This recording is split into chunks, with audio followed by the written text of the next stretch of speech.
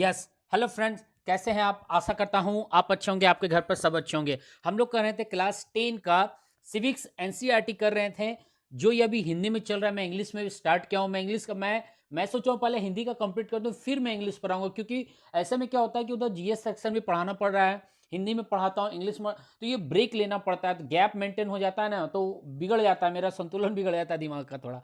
इसलिए मैं पहले कंप्लीट कर लूँ, फिर मैं इंग्लिश का कंप्लीट करूंगा, ठीक है। तो मैंने दो सेक्शन, आई थिंक 3 पार्ट में इसे पढ़ा दिया, और ये लास्ट है। छोटा सा सेक्शन बच गया था आज, उसके साथ जो फिल इन द ब्लैंक्स है, मैच द फॉलोइंग है, और जो एमसीक्यूज बचे हुए हैं, आज मैं क्वेश्चन है टेक्स्ट बुक का ये भी करवा दूंगा, और जो क्वेश्चन सब बचे होंगे रिटन वाले सेक्शन में अगले पार्ट में मैं बनाकर दे दूंगा, ठीक है। तो चलिए हम लोग देखते हैं। चैप्टर था ये, चैप्टर का नाम है, सारे इंक सब ठीक है ना? हाँ, सब ठीक है। चैप्टर का नाम था जन संघर्ष और आंदोलन, ये चैप्टर 5 है, ठीक है। जन संघर्ष में हमने खास करके देखा दबाव समूह क्या होता है, आंदोलन क्या होता है। इस बहुत सारे कंटेंट में हमने समझा कि जो दबाव समूह होते हैं वो करते क्या है। एक ग्रुप बनाते हैं, कुछ लोगों का ग्रुप होता है, जिसमें वो लोग क्या करते हैं कि समाज का या सार्वजनिक हितों को सरकार के समक्ष रखने के लिए ऑर्गेनाइजेशन, एक संस्था क्रिएट करते हैं, जो सरकार के समक्ष जाते हैं, अपनी बातों को रखते हैं, उन पर प्रेशर बनाते हैं कि सरकार हमारी बात सुनिए, है ना? बात समझ रहे ना? और यदि उनका क्या होता है, प्रेशर ग्रुप में कि उनका एक समान लक्ष्य होता है कि मान लीजिए एक प्रेशर ग्रुप है कि हमारे लिए फलाना जाति के लिए एक कानून लाया जाए, सपोज दैट, ठीक है। मान लीजिए कानून लाया जाए, एक लॉ बनाया जाए हमारे जाति के लिए, जैसे कि अभी सरना कोड भी झारखंड में चल रहा है, करंट अफेयर आप लोग अटेंड करते रहते होंगे, ठीक है। तो सरना कोड में क्या किया है, एक खास समुदाय है, ठीक है। तो अभी वो क्या है, एक तरह से पॉलिटिकल सिस्टम की तरह लोग नहीं आंदोलन कर रहे हैं, है ना, एक प्रेशर ग्रुप की तरह आंदोलन कर रहा है, सरकार पर दबाव डाला है, केंद्र सरकार पर, कि सरना कोड लाया जाए, हमारे लिए पार्टिकुलर एक धर्म जो है हमारा, एक उसमें लिस्ट में तैयार किया जाए, है ना। सरना धर्म खास करके झारखंड में लगभग 62 लाख पॉपुलेशन झारखंड में सिर्फ है, याद रखिए, ऐसा है ना, है। तो वहां पर क्या एक खास हित है, लेकिन जब लोगों का अलग अलग ग्रुप बन जाए, अलग अलग लोग, मतलब अलग अलग ग्रुप ने, मान लीजिए 100 तरह के लोग हैं, ठीक है, जिनका अलग अलग अपना मांग है, और सब इकट्ठा हो करके सरकार के समक्ष अपनी बात को रखते हैं, तब इस ग्रुप को हम आंदोलन कहते हैं, आंदोलनकारी समूह कहते हैं, आंदोलनकारी ग्रुप कहते हैं। लेकिन वहीं पर जहां पर बहुत सारे लोग एक ही हित को लेकर के सरकार के समक्ष जाते हैं, तब हम उसे दबाव समूह कहते हैं। क्लियर है? तो चलिए देखते हैं। बहुत सारा कंटेंट हमने देखा था, नेपाल के बारे में हमने देखा, बोलेविया के बारे में देखा, नेपाल में हमने देखा था कि ज्ञानेंद्र जी का जो सरकार थी, उन्होंने ज्ञानेंद्र या वीरेंद्र, ज्ञानेंद्र जी, है ना, वहाँ के जो सरकार थे, प्रेसिडेंट, वो क्या कहते थे, संसद को बर्खास्त कर देते हमेशा के लिए, और सारे शक्ति अपने में समाहित कर लेते संविधान संशोधन करके, है ना। तो वहाँ पर नेपाल में एक जन आंदोलन किया गया था, यही है नेपाल का, है ना, फ्लैग भी आप देख रहे हैं। वहां पर मांग किया गया था जितने भी व्यवस्थाएं थे उसे वापस लाया जाए, और लोकतांत्रिक व्यवस्था को पुनः स्थापित किया जाए, है ना, राजतंत्र को हटाकर। फिर बोलीविया में पानी की समस्या हमने देखा, महिला आंदोलन देखा, महिलाओं के बारे में उनके आंदोलन चलते आ रहे कई दिनों से। क्लियर है? तो बहुत सारे चीजें देखने को, आप वीडियो जाकर देखिएगा, मैं प्ले लिस्ट में डाल दिया हूँ, ठीक है। तो चलिए, जो सेक्शन जो बचा हुआ था, यहाँ पर कार्टून्स वगैरह दिए हुए, मैं पिक्चर्स वगैरह उतना डिटेल नहीं समझा रहा हूँ, इंट्रोड्यूस करता हुआ जा रहा हूँ। डिटेल कभी मैं समझाऊंगा, समरी का जो सेक्शन फिर से मैं बनाऊंगा वीडियो, उसमें मैं समझा दूंगा। तो यहाँ से बताऊंगा, छोटा सा सेक्शन बच गया था। तो चलिए आज हम लोग यहाँ से स्टार्ट करते हैं। तो मैं कुश कुमार स्वागत करता हूँ आप लोगों का आपके इस यूट्यूब चैनल में, जिसका नाम है IQ अड्डा एंड इजी लर्निंग। याद रखिएगा, इसे दबा कर शेयर करिएगा। मैं उन लोगों के लिए काम करो जिन्हें ये खास जरूरत है, जो पैसों के कारण, या फिर आज आज ये कोरोना के टाइम में बाहर नहीं जाकर के पढ़ाई कर पा रहे, तो एटलीस्ट वो लोग घर बैठे ऑनलाइन ले सकते हैं पढ़ाई। मैं आप लोगों से फी तो नहीं मांग रहा, है ना, इसलिए दबाकर शेयर करेगा, उन लोग तो जरूर पहुंचाइएगा। चलिए, तो क्या होता है दबाव समूह और आंदोलन के प्रभाव, सकारात्मक होते हैं या नकारात्मक होते हैं, इसके बारे में हम जानेंगे। देखिए, यदि मैं नहीं भी पढ़ूं तो मैं ओवरऑल मैं समझाऊं, या आप भी समझ सकते हैं कि ये जो कंटेंट होता है ना दबाव समूह का, ऑब्वियस सकारात्मक होता है। कहीं ना कहीं सरकार को उसकी बात को माननी पड़ती है। हाँ, होते क्या है, कभी कभी क्या होता है, एक ही समाज में 4 तरह के समुदाय होते हैं, सपोज दैट, ठीक है। अब ये 4 तरह का दबाव समूह करते क्या है, मान लीजिए एक समूह का कुछ अलग मांग है, दूसरे का कुछ अलग मांग है, तीसरे का एक अलग मांग है, चौथे का कुछ और मांग है। इसमें क्या होता है, इसमें होता है ये, ओहो मैंने क्या कर दिया समझाने में। देखिए, एक समूह का एक अलग मांग है, दूसरे का अलग, तीसरे का अलग, चौथे का अलग, ठीक है। अब मान लीजिए ये सरकार के समक्ष अपनी बात को रख रहे हैं, ये ग्रुप अपनी बात को रख रहे हैं, तो ये कह रहा है, दूसरा समूह कहेगा कि भाई साहब आप सुनिए, यदि सरकार आपकी मांग अभी करने लगी तो हम तीनों का क्या होगा, पहले हमारी मांगों को जरूरत है, इसे तुरंत लाना जरूरी है। यहाँ पर पानी की व्यवस्था नहीं है, हमारे लिए धार्मिक मंदिरों में जाने का व्यवस्था नहीं बन रहा है। हाँ, हमारे लिए बिजली की समस्या है ना, या फिर जिला स्तर पर एजुकेशन का समस्या है, इसे लाना चाहिए। बेरोजगारी की समस्या, वैकेंसीज लानी चाहिए, आप अपने लेकर बैठे हुए हैं। तो इसमें क्या होता है, ये आपस में भी एक दूसरे के मतभेद क्रिएट करते हैं और सरकार चुपचाप बैठ के देखती रहती है। अब सरकार ये जो बैठकर देखती है, उसमें फायदा सरकार का क्या है?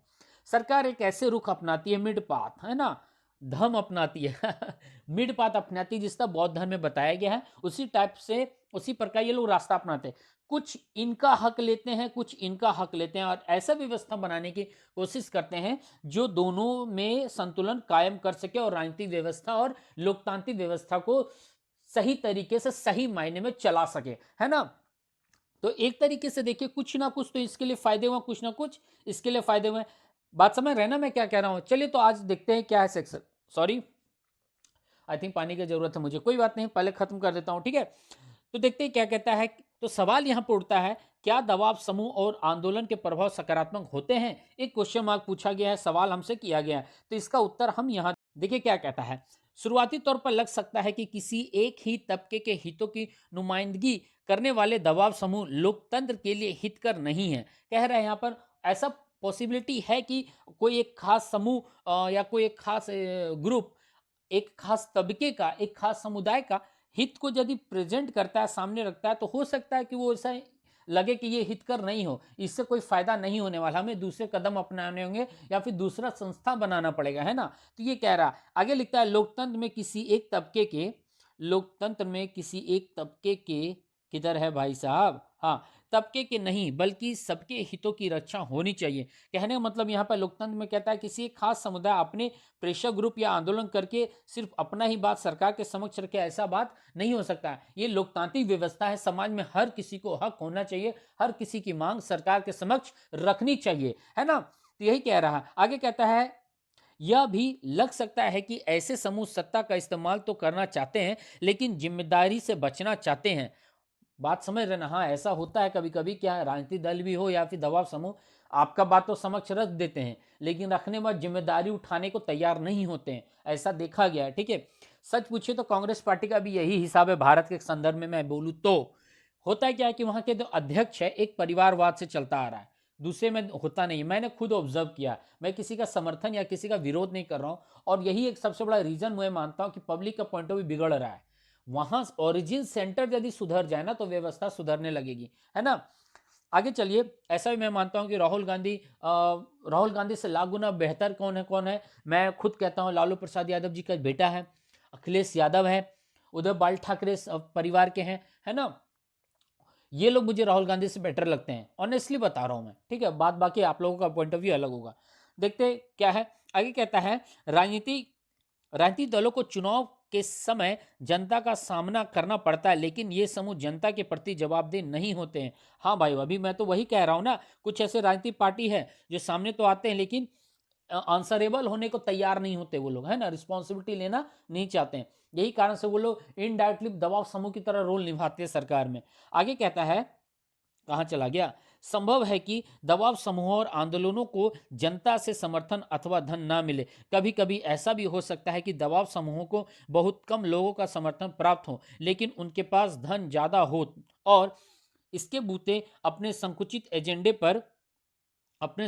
एजेंडे पर वे सार्वजनिक बहस का रुख मोड़ने में सफल हो जाएं। लेकिन थोड़ा संकुचित नजरिया अपनाएं तो स्पष्ट होगा कि दबाव समूहों और आंदोलनों के कारण लोकतंत्र की जड़ें मजबूत हुई है। यहाँ कह रहा है कि शुरुआत में जो दबाव समूह होता है, उन लोगों के पास यदि फंड नहीं हो, पैसे नहीं हो, तो लोग ज़्यादा अपनी व्यवस्था को फैला नहीं पाते। अलग अलग समाज में, अलग अलग समाज नहीं कहने मतलब अलग अलग राज्यों में, अलग अलग राज्यों के अलग अलग जिलों में, है ना, जब वो बात को नहीं फैला पाते, अपने संस्था को फैला नहीं पाते हैं, विस्तार नहीं कर पाते हैं, तो लोग समझते हैं कि यार ये तो हमारे एरिया में सिर्फ है, ऑल ओवर दूसरे स्टेट में, ऑल ओवर कंट्री में ये कहाँ बात को रख रहे हैं, तो हो सके लोग उसका सपोर्ट नहीं करते हैं। इसका एक मुद्दा पैसा है। यदि रुपए हैं, कहने मतलब मान लीजिए ये कंट्री है, ठीक है, एक कंट्री या फिर एक स्टेट ही ले लीजिए, मान लीजिए अलग अलग ऑर्गेनाइजेशन नहीं आप बनाएंगे तो आपकी बात को कहाँ से कहाँ तक लोग फैलाएंगे। हो सके तो एक छोटे सीमा तक आपकी बात रह जाएगी। लेकिन आप यदि पैसे लगाते हैं, अलग अलग संस्थाएं खोलते हैं, बैनर बनवाते हैं, क्या बोलते हैं, रैलियां निकलवाते हैं, जुलूस निकालते हैं, है ना, माइक पर टेलीविजन पर आते हैं, इसके लिए आपको फंड जमा करना होगा, इकट्ठा करना होगा फंड, और लोग इससे इकट्ठे भी होते हैं। जब उनके पैसे का समर्थन मिलता है तब लोग क्या करते हैं, उनका समर्थन देना आरंभ करते हैं। तो यही कह रहा है, कहीं ना कहीं राजनीतिक पार्टी या हमारा कानून ही सिर्फ लोकतंत्र को मजबूत नहीं किया है, ये हितकारी, ये आंदोलनकारी, ये दबाव समूह भी लोकतांत्रिक व्यवस्था, राजनीतिक दल को मजबूत करती है या करते हैं। क्लियर है यहाँ तक? आगे चलते क्या कहता है, शासकों के ऊपर दबाव डालना लोकतंत्र में कोई अहितकर गतिविधि नहीं, बशर्ते इसका अवसर सबको प्राप्त हो। कहने मतलब ये, मतलब गलत तरीके से सिर्फ एक खास समुदाय के लिए ना हो, ये सबको मिलना चाहिए मौका इसमें अपनी बातों को रखने के लिए। आगे कहता है, सरकारें अक्सर थोड़े से धनी और ताकतवर लोगों के अनुचित दबाव में आ जाती है। जनसाधारण के हित समूह तथा आंदोलन इस अनुचित दबाव के हित कर में उपयोगी भूमिका निभाते हैं और आम नागरिक की जरूरतों तथा सरोकारों से सरकार से अवगत कराते हैं। कहने मतलब ये बोल रहा है, जो आम नागरिक का जो जरूरत है या फिर उसका नीड जो है, मतलब रोजमर्रा की जो जिंदगी में जो जरूरत पड़ते हैं उन्हें, उन सब मुद्दों को, उन सब व्यवस्थाओं में सुधार लाने के लिए यही आंदोलनकारी, यही प्रेशर ग्रुप सरकार को अवगत कराते हैं कि सरकार, आप देखिए 5 स्टार होटल में बैठ करके सिर्फ नहीं होता है, आप मैदान पर आइए और देखिए व्यवस्था क्या है, समस्या क्या है ना। आगे कहता है, वर्ग विशेषी हित समूह भी महत्वपूर्ण भूमिका निभाते हैं। जब विभिन्न समूह सक्रिय हो तो कोई एक समूह समाज के ऊपर प्रभुत्व कायम नहीं कर सकता। यदि कोई एक समूह सरकार के ऊपर अपने हित में नीति बनाने के लिए दबाव डालता है तो दूसरा समूह इसके प्रतिकार में दबाव डालेगा कि नीतियां उसी तरह से ना बनाई जाए। कहने मतलब जो मैंने शुरुआत में अभी बोला कि एक ग्रुप यदि अपना दबाव सिर्फ सरकार पर बनाता है तो दूसरा भी उसको, मतलब उसके बीच में आता है कि सिर्फ आप अपनी बात को नहीं रखिए, हमारे बातों को भी साथ लेकर चलिए, सरकार के समक्ष रखिए, ताकि आपके भी और हमारे भी हित को सरकार सुने और उस पर विचार करे। बात समझ रहे हैं ना? तो वही बात यहां पर समझाया गया है। क्लियर है? आगे क्या कहता है, सरकार को भी, लास्ट है एकदम, ठीक है, सरकार को भी ऐसे में पता चलता चलता रहता है कि समाज के विभिन्न तबके क्या चाहते हैं। इससे परस्पर विरोधी हितों के बीच सामंजस्य बैठाना तथा शक्ति संतुलन करना संभव हो पाता है। मैंने जो शुरुआत में ही बोला वही चीज लास्ट में एंड किया है चैप्टर का, ठीक है। ताकि मतलब यहाँ पर कह रहा है कि वही चीज है, दो ग्रुप आपस में मिलकर बात करेंगे, विचार करेंगे, और ये भी अपनी बात को सरकार के समक्ष रखेंगे, ये भी सरकार के समक्ष रखेंगे। अब ये दो रास्ते जाकर के एक रास्ते में कन्वर्ट होंगे। सरकार इन पर ऐसी व्यवस्था लाएगी ताकि कुछ फायदा इन्हें मिले, कुछ फायदा इन्हें मिले। देखिए 100% कोई नहीं होता, मैं भी नहीं हूं 100%, ठीक है। गलत फहमी कभी मत पालिए कि एक टीचर या शिक्षक है या एक प्रोफेसर है या फिर एक आईएएस अधिकारी हर चीज से जानकारी हो, है ना। क्लियर रखिएगा। मैं भी जब कमीशन का एग्जाम देता हूं तो क्या सारे क्वेश्चन डील करके आते हैं हम लोग? नहीं यार, ऐसी कुछ बात नहीं है कि हर क्वेश्चन हमें आता हो, है ना। 100% जब होने लगे इंसान तो उसे हम लोग भगवान कहते हैं, गॉड कहते हैं, ईश्वर कहते हैं, खुदा कहते हैं, पैगंबर कहते हैं, है ना। क्लियर है ना? तो हर कोई 100% नहीं है। तो यही चीज़ है, सरकार भी 100% नहीं हो पाती है, ठीक है। कुछ बात उनकी रखती है, कुछ बात इनकी रखती है, और बीच का रास्ता अपनाती है। क्लियर है? आगे चलते एक कार्टून दिया गया, कार्टून में ही बताया गया है, लोग अखबार पढ़ तो रहे हैं लेकिन क्या है, नीचे अखबार है ही नहीं, गायब है ना, मुद्दे गायब है, सामने है और पीठ पीछे गायब है, वो वाला हिसाब है, कार्टून दिखाया गया है, ठीक है। आगे ये वाला कंटेस्ट दिया हुआ है, आप देखिएगा क्या है, ठीक है। बोली तो मैं करवा ही देता हूँ, ठीक है, ज़्यादा बड़ा वीडियो ना बन जाए इसलिए चलिए मैं करवा ही देता हूँ। क्या कहता है देखते हैं इसके बारे में, ठीक है। देखिए यहाँ क्या कह रहा है, मैंने अभी थोड़ा सा देखा इसे पॉज करके, ठीक है। ये क्या कह रहा है, एक ग्रीन बेल्ट हरी पट्टी एक मूवमेंट चला था, मतलब एक तरह से आंदोलन चला था। इसमें क्या किया गया था, केनिया के बारे में दिया हुआ, वहां पर 3 करोड़ वृक्ष लगाए गए थे, ठीक है। यहाँ तक ठीक है ना? कटेगा नहीं ना वीडियो? नहीं कटना चाहिए, ठीक है, नहीं कटना चाहिए यहाँ तक, ठीक है। ये कह रहा है केनिया में एक ग्रीन बेल्ट है ना, मतलब हरित पट्टी, यहाँ पर लिखा हुआ है हरित पट्टी, एक मूवमेंट चलाया गया था, आंदोलन चलाया गया था, जिसमें 3 करोड़ पूरे केनिया में 3 करोड़ पेड़ लगाए गए थे। ये आंदोलन लगभग चला था 70-80 के पहले, 70-80 के दशक में, ठीक है, उसके पहले 70-80 के बाद के टाइम में, ठीक है, 1970-80। तो ये कह रहा है कि वहाँ का जो एक नेता था वांगरी, ठीक है, वांगरी, वहाँ का जो वांगरी मत है, वहाँ का जो मेन अधिकारी या राजनेता थे उन लोगों से खुश नहीं था। रीज़न क्या बताया गया था? रीज़न बताया गया था जो 1970-80 का टाइम में, पता है, जो बड़े-बड़े अधिकारी थे, जो ये सरकार यहाँ की थी, उन अधिकारियों को उस जंगल को या फिर उस फॉरेस्ट को देख-रेख के लिए वहाँ पर ड्यूटी दिए थे। वो लोग ही क्या किए थे, पेड़ काट करके उसको अवैध रूप से बेचने शुरू कर दिए थे, है ना? उसी के मोमेंट पे वहाँ पर किसानों का क्या बोलते हैं, नुकसान हुआ। वहाँ के जो जनजाति लोग हैं वहाँ का, उनका नुकसान हुआ, उनको यहाँ से जाना पड़ा, है ना? विनाश का जिम्मेदार ठहराया जाने लगा। तो इसलिए वहाँ पर भ्रष्टाचार का भी केस यहाँ पर खड़ा किया गया था वहाँ के कर्मचारियों से, ठीक है? तो इसलिए, और ये भी एक टर्म बोला गया कि वहाँ के जो डेवलपर्स थे, जो सरकार ने उन अधिकारियों को सौंपा था जिम्मा, ठीक है, डेवलपर्स, सॉरी, मुझे पानी का ज़रूरत है, कोई बात नहीं, देखते हैं।